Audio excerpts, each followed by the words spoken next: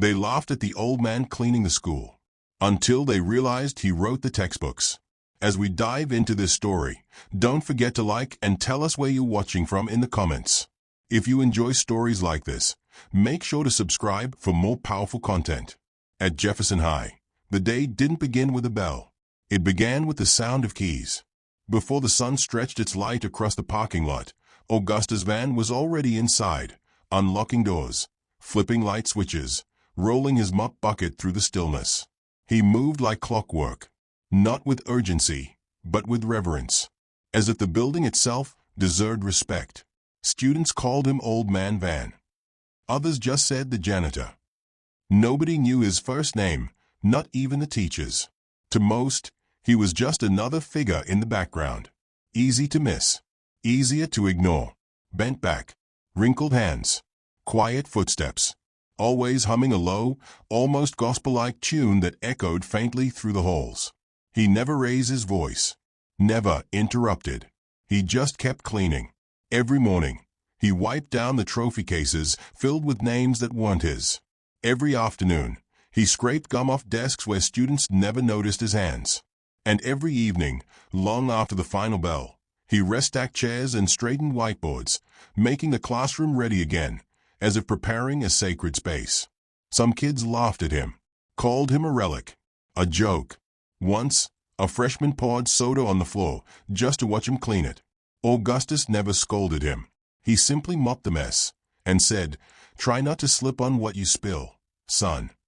But there were moments, rare and quiet, when something flickered, like the way he paused in front of the library shelves, brushing his fingers along the spines as if greeting old friends, or the way he straightened a student's misquoted essay taped to a locker, smiling faintly before walking away, or how he once picked up a dropped paperback and, without thinking, murmured, "Ah, Baldwin's best work." He always put fire behind grace. Little things, moments no one noticed, except maybe Liam, a sophomore who always lingered near the back of the hallway, earbuds in, hoodie up. He'd once caught Mr. Vann sliding a book into the returns bin. Not a borrowed book, a donated one. It was stamped with the Jefferson High emblem, but authored by someone named A. Vann. Liam didn't think much of it then. Why would he? Augustus was just the janitor. And besides, history class was boring.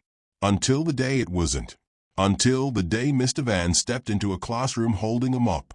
And changed everything. It was supposed to be a throwaway class. Mr. Reynolds, the world history teacher, was out sick again. In his place stood a nervous substitute who had clearly been given little more than a printed lesson plan and a broken projector.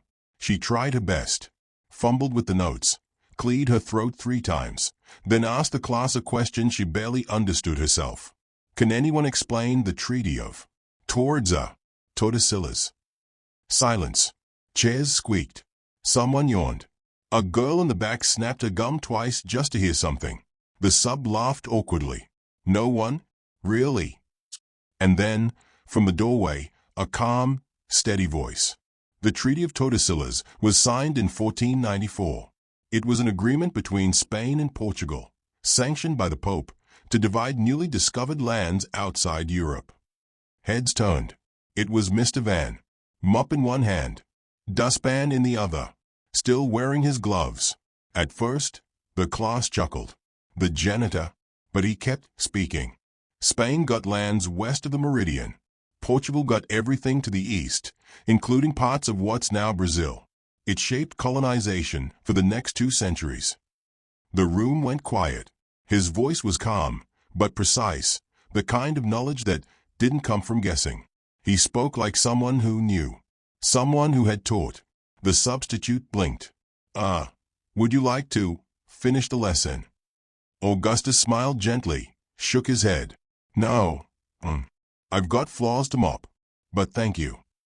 And just like that, he walked away. But something had changed. When he left, he didn't take the silence with him. That night, Liam couldn't let it go. He pulled out the school's history textbook and flipped to the first few pages. There it was, right under the Jefferson High School seal. World History, From Empires to Empathy, by A. Vann, Ph.D. Liam's heart kicked in his chest. He Googled the name. The results flooded in.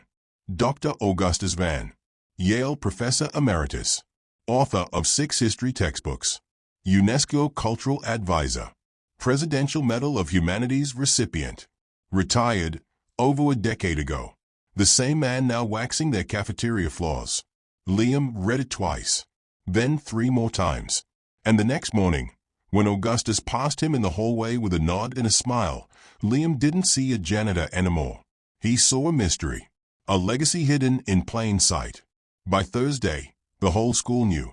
Whispers followed Mr. Vann through the halls like shadows.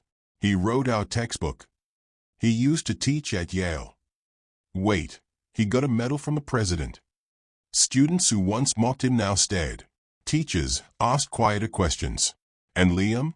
He printed the biography from the website and brought it to school in his backpack like it was sacred text.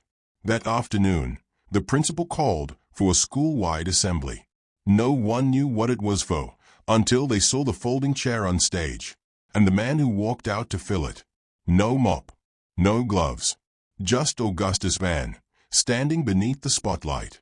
He looked smaller somehow, not because he was weak, but because he'd spent so long trying not to take up space. He took the mic. For a long moment, he didn't speak. Then, softly, "My name is Augustus Vann." A pause. "I've spent the last 10 years here as your janitor. Before that, I was a professor. Before that, a soldier.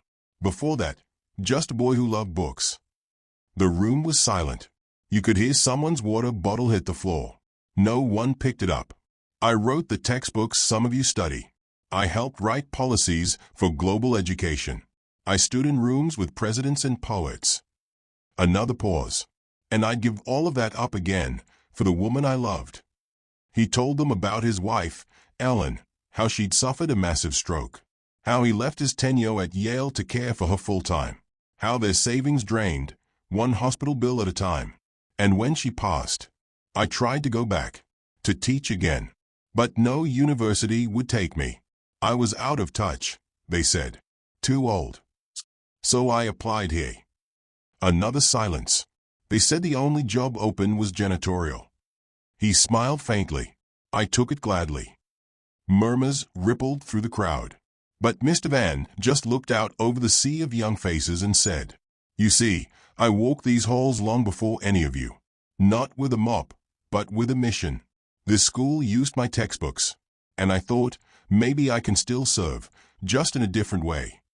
I didn't need a classroom to teach. I just needed to show up." A single clap broke the silence. Then another. Then the whole gymnasium stood, thundering with applause. Some students cried. Some teachers did too. And Augustus Vann simply stood there, eyes soft, hand over his heart. He hadn't planned to be seen. He only ever planned to serve. Everything changed after that assembly. Not because Mr. Vann asked for it, but because the students couldn't unsee him anymore. They greeted him by name, held the doors open, asked questions about history that weren't even on the syllabus.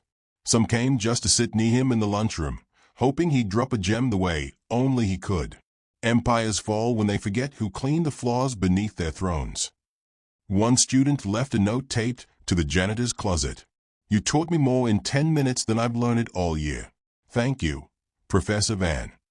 He never asked to be called that, but the name stuck. Professor Vann, the teacher who never needed a classroom, the man who let his mop carry more wisdom than a microphone ever could. One rainy afternoon, Liam found him restocking paper towels in the science wing. "Mr. Vann," he asked gently, "why didn't you ever tell anyone who you were?" Augustus looked up, smiled, and said, "Because I wanted you to see yourselves first, not me. If I told you I was a professor, you would have listened out of obligation. But this way, when you finally heard me, it was because you were ready." Liam didn't say anything. He just nodded and walked away carrying something heavier than any textbook. Respect. The year Augustus retired for good, the senior class dedicated the library to him. Above the doorway, in carved walnut, the Augustus Vann Center for Quiet Greatness. Every student touched it as they entered, like a blessing. He didn't come to the ribbon cutting. No stage. No speech. But the janitor closet was still open that day. Inside was a folded Yale cap, a worn photo of Ellen, and a handwritten note taped to the wall. Greatness doesn't always need to be seen.